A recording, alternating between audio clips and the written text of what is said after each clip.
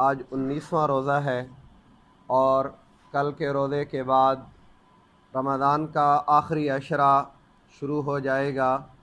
جس عشرے کے اعمال میں سے ایک عمل اعتکاف کا ہے۔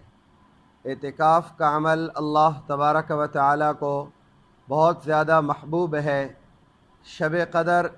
جو اللہ تبارک و تعالی نے 1000 مہینوں سے زیادہ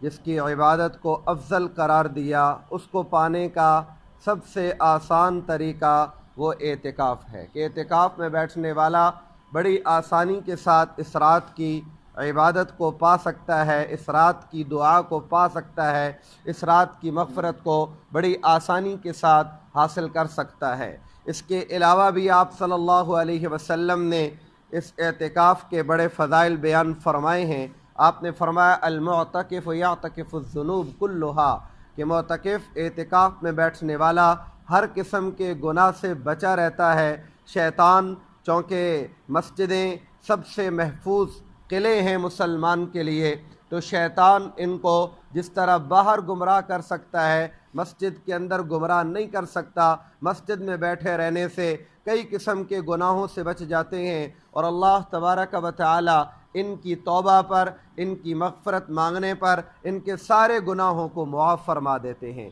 اور وَيَجْرِي لَهُ الْحَسَنَاتُ كُلُّهَا، اور ساری نیکیاں اللہ پاک ان کے لیے جاری فرما دیتے ہیں۔ وہ نیکیاں جو مسجد سے باہر رہ کر کی جا سکتی ہیں، مسجد کے اندر میں رہ کر نہیں کی جا سکتی، مثلا کسی کی بیمار پرسی کرنی ہے، جنازہ کے اندر شرکت کرنی ہے، تو یہ اعتکاف والا جب اعتکاف میں بیٹھتا ہے اور باہر والی نیکیاں نہیں کر سکتا، اللہ تبارک و تعالی مسجد میں بیٹھ کر اس کو یہ ساری نیکیوں کا ثواب عطا فرما دیتے ہیں۔ معتکف اعتکاف میں جب بیٹھتا ہے، اعتکاف کرتا ہے، اس کو 2 حج اور 2 عمروں کا ثواب دیا جاتا ہے، اور اس کا ثواب ایسی ہی ہے جیسے اس نے اسلام کی سرحد پر 40 دن پہرا دیا، اور جو 1 دن پہرا دے اسلامی سرحد پر، اللہ اس کے سارے گناہوں کو معاف فرما دیتے ہیں۔ تو اس طریقے سے بڑے فضائل، بڑی خوبیاں، بڑے محاسن اللہ تبارک و تعالی نے اعتکاف کے اندر جمع فرما دیے ہیں۔ اعتکاف کی خوبیوں میں سے یہ ہے کہ جب بندہ اعتکاف میں بیٹھتا ہے تو اپنا دل فارغ کر کے دنیا کے سارے امور سے، دنیا کے سارے مشاغل سے اللہ کی طرف اپنے دل کو متوجہ کر دیتا ہے، اور جب یہ دل اللہ کی طلب کر لیتا ہے اور اس کے لیے عملی حرکت کر لیتا ہے، پھر اللہ تبارک و تعالیٰ کی بھی سنت ہے کہ اللہ پاک ایسے دل کو خالی نہیں لوٹاتے، بلکہ ایسے دل میں اپنے انوارات، اپنی تجلیات، اپنی برکات اور اپنے انوارات ضرور بھر دیا کرتے ہیں۔ تو جب آدمی اعتکاف میں بیٹھتا ہے تو دنیا کے سارے مشاغل سے ہٹ کر ایک اللہ کی ذات، اس کی رحمت، اس کی مغفرت کی طرف متوجہ ہو جاتا ہے، اور جب اللہ سے طلب کرتا ہے، جو خود اللہ کہتے ہیں کہ میں اپنے مانگنے والوں سے خوش ہوتا ہوں اور نہ مانگنے والوں سے ناراض ہوتا ہوں، جب اس طرح اپنا دل اللہ کی طرف متوجہ کر کے بیٹھتا ہے اور اللہ سے مانگتا ہے، تو اللہ تبارک و تعالی ضرور اس کو عطا فرماتے ہیں۔ جو خود یہ کہہ رہے ہیں، اپنے وعدے کے خلاف نہیں کرتے، حل من مستغفرن، ہے کوئی مغفرت کا طلبگار کہ اس کی مغفرت کر دی جائے، ہے کوئی رزق کا طالب کہ اس کو رزق دے دیا جائے، جو خود یہ وعدے کر رہے ہیں اور اعلان کر رہے ہیں، اور جس نے اس اعلان کی طرف توجہ کر کے اللہ کے در پہ آ کر اپنا بسیرا لگا دیا، تو کیا اللہ اس کو محروم کریں گے؟ ہرگز نہیں، اللہ اس کو ضرور عطا کریں گے۔ ہم نے دنیا کے اندر دیکھا ہے کہ اگر کوئی فقیر، اگر کوئی سائل، اگر کوئی بھیکاری، اگر کوئی محتاج کسی عام انسان کے دروازے پر جا کر پڑ جائے، تو وہ انسان اس کے اس دروازے پر پڑ جانے کی وجہ سے کچھ نہ کچھ دے کر اس کو رخصت کرتا ہے، یا اپنے پاس کچھ نہ ہو تو کسی سے لے کر اس کو رخصت کرتا ہے۔ جب عام بندے کا یہ حال ہے تو اس اللہ رب العالمین کے بارے میں آپ کا کیا خیال ہوگا، جو اللہ تبارک و تعالی خود عطا کرنے والا ہے، اور ایسا عطا کرنے والا جو خود کہتا ہے سارے مانگو، چھوٹے بڑے اور انسان جن سب مانگو، میرے خزانوں میں اتنی کمی بھی نہیں آتی جتنا کہ سمندر میں سوئی ڈبونے سے قطرہ کم ہوتا ہے اتنا اللہ کے خزانوں میں کمی نہیں آتی۔ تو جب یہ بندہ اللہ کے در پہ بیٹھ جائے گا اور اللہ تبارک و تعالی سے امید رکھتے ہوئے کہ اللہ میرے ہر سوال کو پورا کرے گا، اللہ مجھے اپنی رحمتیں اور برکتیں اور مغفرتیں ضرور عطا کرے گا، تو اللہ تبارک و تعالی بھی اس کو محروم نہ فرمائیں گے اور ضرور اس کو عطا فرمائیں گے۔ اور اس کی مثال اعتکاف کی ایسی ہے جیسے کوئی بندہ کسی صدر وزیر کے پاس آتا جاتا رہتا ہو تو اس کی مانوسیت بن جاتی ہے۔ اب آپ کا کیا خیال ہے، جو بندہ صدر وزیر بادشاہ کے پاس آتا جاتا رہتا ہے اور وہ مانوس بھی ہو چکا ہے صدر وزیر اس کے ساتھ، تو اگر اس کی کوئی حاجت ہوگی اور وہ اپنے صدر وزیر کے سامنے پیش کرے گا تو کیا صدر وزیر اس کی حاجت کو پورا نہیں کرے گا؟ ضرور پورا کرے گا، مانوسیت کی وجہ سے، روزانہ آنے جانے کی وجہ سے۔ بلکہ اگر اس کو خود پتہ ہوگا کہ یہ جو میرے پاس آتا ہے اس کی یہ فلانی حاجت ہے، تو وہ اپنے پاس سے اس کی حاجت کو پورا کر دے گا۔ تو جو اعتکاف میں بیٹھتا ہے وہ بھی اللہ تبارک و تعالیٰ کی مانوسیت کو طلب کرتے ہوئے اللہ تبارک و تعالیٰ کے در پہ بیٹھ جاتا ہے، تو اللہ تبارک و تعالیٰ سے جب یہ مانگتا ہے تو اللہ تبارک و تعالیٰ اس کو ضرور عطا فرما دیتے ہیں۔ تو اللہ تبارک و تعالیٰ اپنے سے مانگنے والے کو کبھی محروم نہیں فرمایا کرتے۔ جو اپنا سب کو چھوڑ چھاڑ کر، بیوی بچوں کو چھوڑ کر، اپنے گھر بار کو چھوڑ کر، اپنے سارے کاروبار دھندوں کو چھوڑ کر، اپنے دوست احباب کو چھوڑ کر خلوت میں، تنہائی میں ایک اللہ سے لو لگا لیتا ہے، تو اللہ تبارک و تعالی ضرور اس کو اپنی رحمتیں، برکتیں اور اپنی مغفرتیں عطا فرما دیتے ہیں۔ اعتکاف والے کی مثال ایسی ہی ہے جیسے کہ پرندہ اپنے گھونسلے میں بسیرا کر لیتا ہے، تو یہ اعتکاف والا بھی اپنا مسجد کے اندر آ کر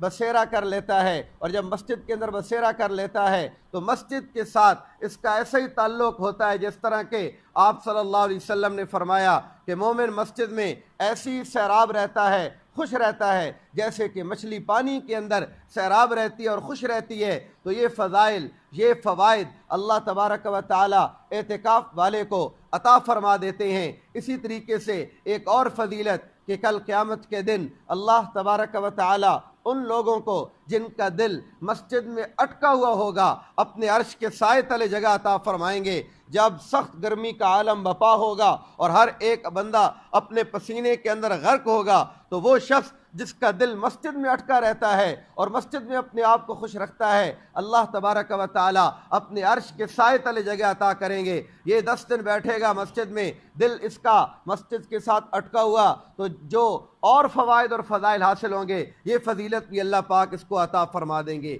اسی طریقے سے فتاوی عالمگیری میں لکھا ہے کہ جب معتکف اعتکاف میں بیٹھتا ہے تو اس اعتکاف میں بیٹھتے ہوئے وہ جس طرح اور فضائل کو حاصل کرتا ہے، ایک اور فضیلت بھی یہ حاصل کر لیتا ہے کہ ایک نماز کے بعد دوسری نماز کا انتظار کرنا۔ یہ بھی حدیث پاک میں آتا ہے، بخاری شریف کی حدیث ہے کہ ایک نماز پڑھنے کے بعد، کیونکہ اس کا اور کوئی کام نہیں ہے، ایک نماز پڑھ لی، ذکر عبادت میں لگا ہوا، اب شوق ہے اگلی نماز کا وقت کب آئے گا، میں اگلی نماز کو پڑھوں گا، پورا دل اگلی نماز کے انتظار میں رہتا ہے۔ تو یہ جو اگلی نماز کا انتظار کرنا ہے، حدیث میں آتا ہے یہ بھی اتنا بڑھیا عمل ہے کہ جتنی دیر میں انتظار میں رہتا ہے اتنی دیر میں اللہ پاک اس کو نماز پڑھنے کا ثواب عطا کرتے رہتے ہیں۔ اگر وہ سویا ہوا ہے، اگر وہ ویسے لیٹا ہوا ہے، اگر وہ کسی اور کام میں ہے لیکن دل اس طرف متوجہ ہے کہ میں نے اگلی نماز پڑھنی ہے، تو اس دوران بھی اللہ پاک اس کو نماز کا ثواب عطا فرما دیتے ہیں۔ فرمایا لا یزال احدکم فی الصلاۃ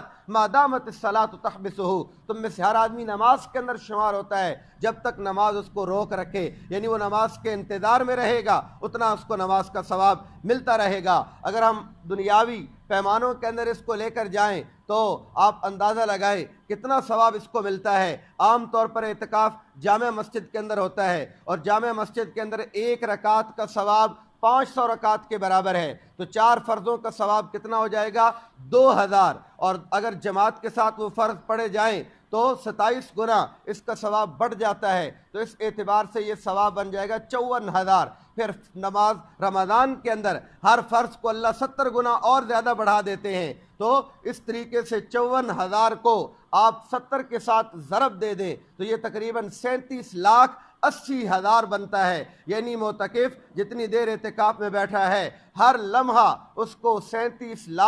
80,000 نماز پڑھنے کا اور فرض پڑھنے کا ثواب مل رہا ہے۔ تو اتنے سارے فضائل اللہ تبارک و تعالیٰ معتکف کو عطا فرماتے ہیں، تو اس کو چاہیے کہ اس ثواب کے شوق میں، اس فضیلت کے شوق میں اعتکاف کو، اس نعمت کو حاصل کرے۔ اعتکاف 3 قسم کا ہوتا ہے،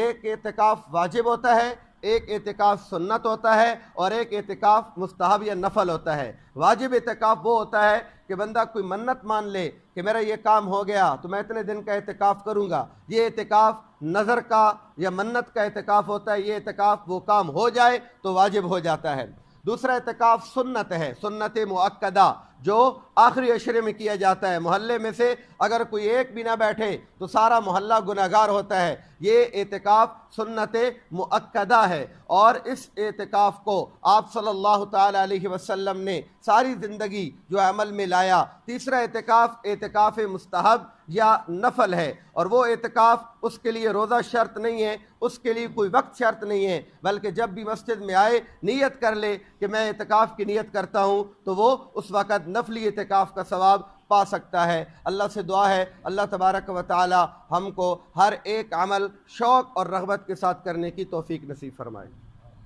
اللہم صلی علی سیدنا ومولانا محمد وعلى آل سيدنا مولانا محمد وبارك وسلم عليه رب يسر ولا تعسر وتمم بالخير ربنا تقبل منا إنك أنت السميع العليم وتب علينا إنك أنت التواب الرحيم ربنا اغفر لنا ذنوبنا وإسرافنا في أمرنا وثبت أقدامنا وانصرنا على القوم الكافرين ربنا آتنا في الدنيا حسنة وفي الآخرة حسنة